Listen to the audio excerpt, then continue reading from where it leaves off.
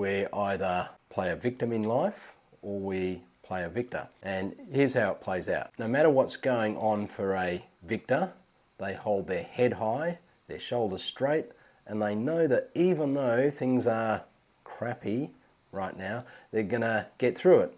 It's just an hour thing. But for the victim, on the other hand, they let everything get to them. It gets into their mind and everything's happening to them, and it's coming at them. And just when they get out of the last thing, they get into the next thing, and it just goes on again and again and again.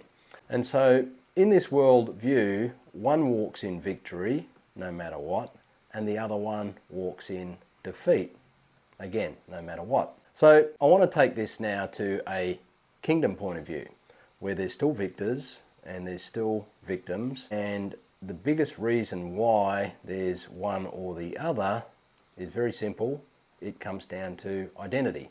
So the victor knows that they are a child of God, that they're a son of God, that their identity is sonship. Now, not saying that any of this is easy, as I mentioned before, because it isn't. Sometimes it's excessively hard. And for most of us, it's much easier to walk with our head high when things are going great, much harder when things aren't going so great. And I personally have been super challenged by this in recent months, with my sister-in-law being diagnosed with ALS and my brother being diagnosed with cancer. And for those that don't know, my number 3 son who's in a psych ward right now.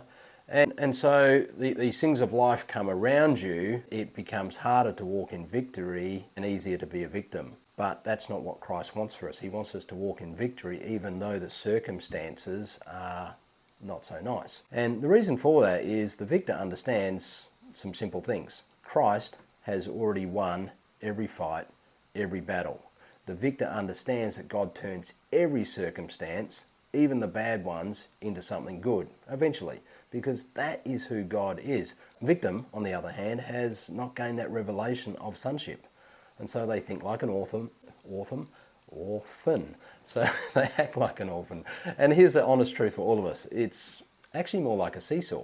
So it's kind of like a seesaw of being a victim or being a victor. And the fact that it's a seesaw is not actually the problem. The problem is when we stay too long on the victim side of the seesaw. See, sometimes we find comfort in our victimhood. Sometimes we find comfort in our pain. Sometimes we find comfort in trying to carry the load all by ourselves. But this is not the kingdom way. So I want to explore what the way of the kingdom looks like.